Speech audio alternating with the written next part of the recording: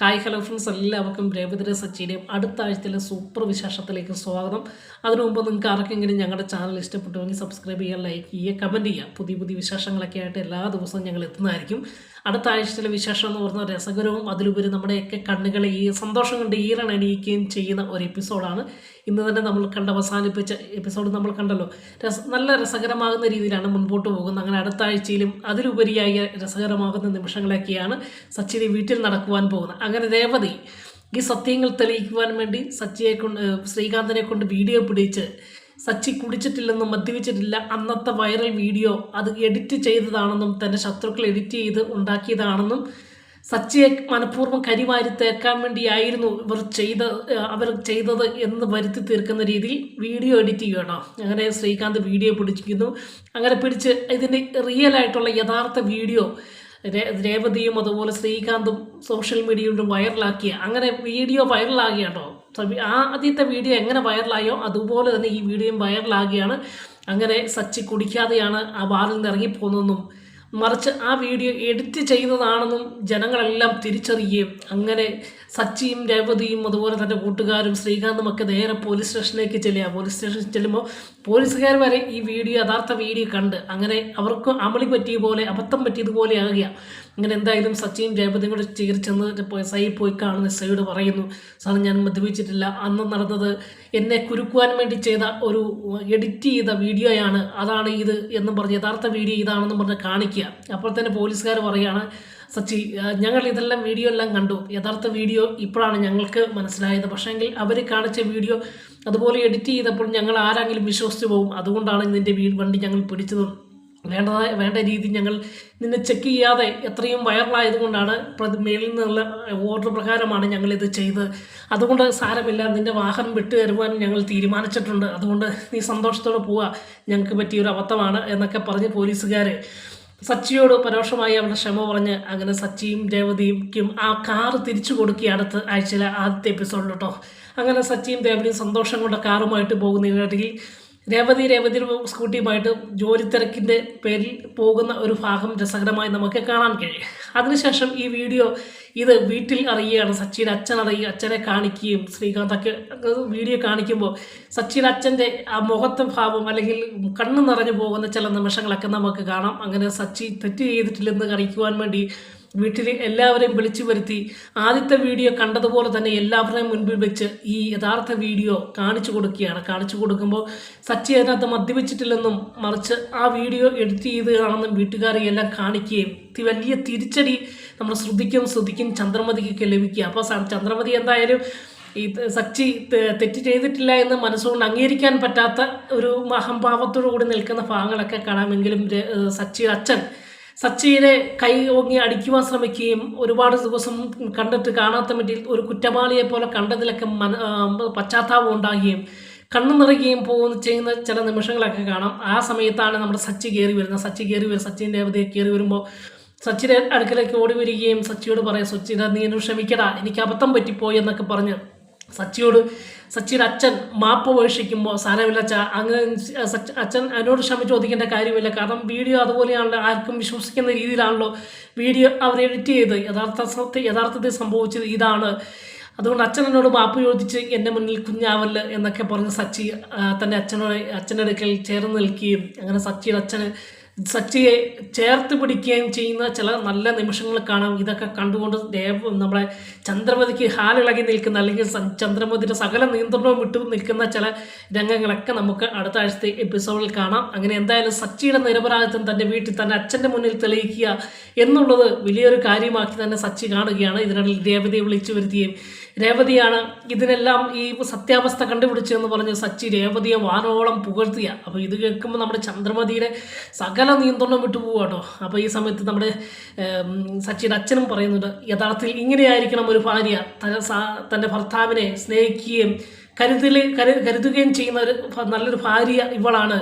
ഇവൾക്ക് ആ സത്യം കണ്ടുപിടിക്കുവാനും അത് പൊതുജനങ്ങൾ അല്ലെങ്കിൽ മറ്റു ജനങ്ങളെ ഇത് മനസ്സിലാക്കി കൊടുക്കുവാനും കഴിഞ്ഞത് നിന്റെ പുണ്യമാടാ എന്നൊക്കെ പറഞ്ഞ് രേവതിനെ വാനോളം പൂഴ്ത്തുകയും ആ സമയത്തും സച്ചി രേവതിയെ ചേർത്ത് നിർത്തുകയും ചെയ്യുന്ന നല്ല നിമിഷങ്ങളൊക്കെ അടുത്ത ആഴ്ചത്തെ എപ്പിസോഡിൽ കാണാം. അതിനുശേഷം കാണാൻ പോകുന്ന നമുക്ക് രസകരമാകുന്ന നിമിഷം എന്ന് പറയുന്നത് നമ്മുടെ ശ്രുതിയും കൂടെ ഒരു കാറ് മേടിക്കുക കേട്ടോ. അപ്പോൾ ആദ്യത്തെ കാറ് സച്ചി മുടക്കി കാർ മേടി.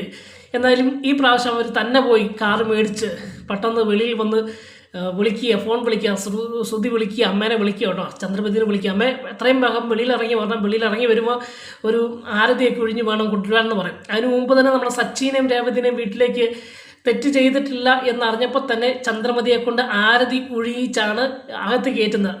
വളരെ നമ്മുടെ ചന്ദ്രമതിക്ക് അത്ര ഇഷ്ടപ്പെട്ടില്ലെങ്കിലും ശ്രീകാന്തിൻ്റെ സച്ചിയുടെ അച്ഛൻ്റെ നിർബന്ധപ്രകാരം അതൊക്കെ ചെയ്യുന്നുണ്ട്. അതിനുശേഷം നമ്മുടെ ശ്രുതി വാഹനം മേടിക്കുമ്പോൾ ശ്രുതിയും അകത്തേക്ക് വിളിച്ചു വരുത്തി, ശ്രുതി അകത്തു നിന്ന് എല്ലാവരും വിളിച്ചു വരുത്തിയ ആരതിയുമായിട്ട് വരണം എന്ന് പറയും. എന്താടാ എന്ന് ചോദിക്കുമ്പം ചന്ദ്രമതി ഒരു കാര്യങ്ങളൊന്നും പറയുന്നില്ല. അമ്മ ഇങ്ങോട്ട് ഇറങ്ങി വരാൻ എല്ലാവരും വിളിച്ചുകൊണ്ട് വരണമെന്ന് പറയും. അങ്ങനെ എല്ലാവരെയും വിളിച്ചുകൊണ്ട് ഗേറ്റിന് വെളിയിലേക്ക് പോകുമ്പോഴത്തേക്ക് തന്നെ ശ്രുതി ഒരു കാറൊക്കെ മേടിച്ച് നിൽക്കുക. കാറൊക്കെ ആയിട്ട് അപ്പം എല്ലാവരും പറയാം, അമ്മ ഞാൻ കാറ് മേടിച്ചു, അതിനുവേണ്ടിയാണ് ഞാൻ നിങ്ങളെ വിളിച്ചു വരുത്തിയതെന്ന് പറയാം. അപ്പോൾ ചന്ദ്രമതിക്ക് വലിയ സന്തോഷമാണ്. അപ്പോൾ അധിക സന്തോഷം ഉണ്ടാകുക. സച്ചിൻ നിരപരാധിയാണെന്ന് കണ്ടതിൽ ഉപരി ഒരു സന്തോഷം മനസ്സിലുണ്ടാകുക. അങ്ങനെ വളരെ രസകരമാകുന്ന രീതിയിൽ ചന്ദ്രമതിയെ കൊണ്ട് അവിടെ വെച്ച് ആരതി ഒഴിഞ്ഞ് ഈ വാഹനം അകത്തേക്ക് പ്രവേശിപ്പിക്കുന്ന രസകരമാകുന്ന നിമിഷമുണ്ട്. അതിനിടയിൽ സച്ചി കയറി ഇടപെടുന്നുണ്ട്. സച്ചി ചോദിക്കുകയാണ്, ഇതിന് എന്നാ വലിയ ഏടാന്ന് ചോദിക്കുക.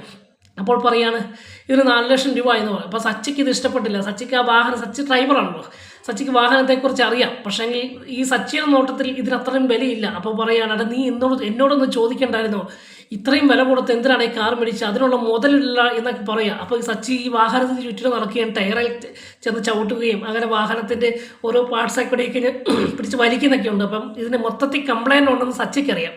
അപ്പം ശ്രുതിയോട് പറയണത്, നീ എന്തിനാണ് മണ്ടത്തരം കാണിച്ച്, ഇത്രയും വിലയില്ല ഇപ്പം ഈ വാഹനത്തിന്, കൂടി വന്ന ഒരു 3 ലക്ഷം രൂപ, അതിൽ കൂടുതലൊന്നുമില്ല, നീ കൊണ്ട് 4 ലക്ഷം രൂപ കൊടുത്ത് എന്തിൻ്റെ സൂക്കേടാ എന്നാൽ ഈ കാർ മേടിക്കാമെന്നൊക്കെ ചോദിച്ച് വഴക്ക് പറയുമ്പോൾ ശ്രുതി പറയുകയാണ്, സച്ചി ഇത് ശ്രുതി മേടിച്ചതാണ്, ഞങ്ങൾ മേടിച്ച കാറാണ്, അപ്പോൾ അതിൻ്റെ വിലയൊക്കെ ഞങ്ങളാണ് തീരുമാനിക്കുന്നത്, ഇതിൽ സച്ചി ഇടപെടണ്ടെന്നൊക്കെ പറയുന്നുണ്ട് കേട്ടോ. അപ്പം രേവതിയും പറയാം, സച്ചിയേട്ടാ അതിനകത്ത് അവർ മേടിച്ച വാഹനത്തോട് നമ്മൾ കൂടുതൽ അഭിപ്രായമൊന്നും പറയണ്ട, അത് അവർക്ക് ഉണ്ടാകും എന്ന് പറയുകയാണ്.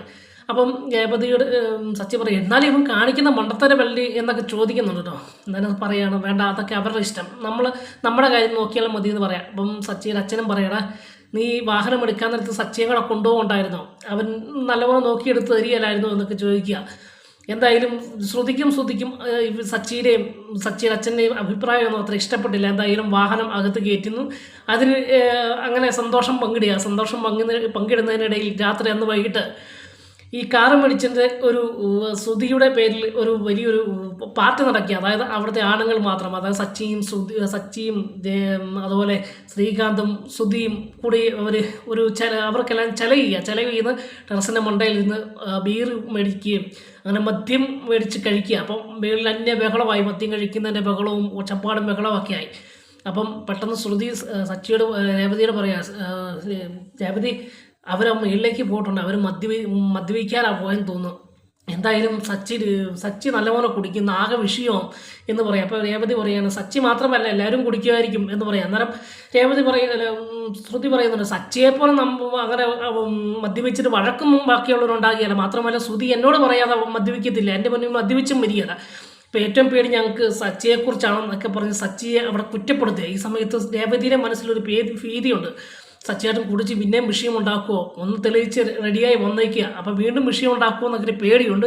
എന്നാലും സാരമില്ല, പിന്നീട് നമ്മൾ കാണുന്ന രസകരമായ നിമിഷം എന്ന് പറയുന്നത് മദ്യപിച്ച് അവർ 3 പേരും മദ്യപിക്കാനിരിക്കുന്നു. പക്ഷേ നമ്മുടെ സച്ചി മാത്രം മദ്യപിക്കാതെ ശ്രുതി വളരെയധികം മദ്യപിക്കുകയും അങ്ങനെ ബോധമില്ലാതെ ആകുകയും അങ്ങനെ പിടിച്ചുകൊണ്ട് ഹാളിലേക്ക് വരുന്ന രസകരമാകുന്ന നിമിഷങ്ങളൊക്കെ നമുക്ക് അടുത്ത ആഴ്ച എപ്പിസോഡിൽ കാണാം. അങ്ങനെ ശ്രുതിയുടെ ആ ബീംപടിയൊക്കെ അടുത്ത ആഴ്ച പൊട്ടിത്തകർന്ന ഒരാഴ്ചയായിരിക്കും. അങ്ങനെ സച്ചി കുടിക്കാതിരിക്കുകയും ശ്രീകാന്തും ശ്രുതിയും മദ്യപിച്ച് ലക്ക് കെട്ട് തൻ്റെ മുറിയിലേക്ക് 2 പേരുടെയും ഭാര്യമാരെ വിളിച്ചുകൊണ്ട് പോവുകയും ആകെ നാണം കിടുകയും ചെയ്യുന്ന ചില രസകരമാകുന്ന നിമിഷങ്ങളൊക്കെ ഉണ്ട്. അങ്ങനെ സച്ചി കുടിച്ചിട്ടില്ല എന്നറിയുമ്പോൾ രേവതിക്ക് വളരെ സന്തോഷമുണ്ടാകുകയും ചെയ്യുന്ന നല്ല നല്ല നിമിഷങ്ങളൊക്കെ ആയിരിക്കും അടുത്ത ആഴ്ച എപ്പിസോഡിൽ. അപ്പോൾ ഓരോ ദിവസത്തെ വിശേഷവുമായി വരും വരെ എല്ലാവർക്കും ഗുഡ് ബൈ.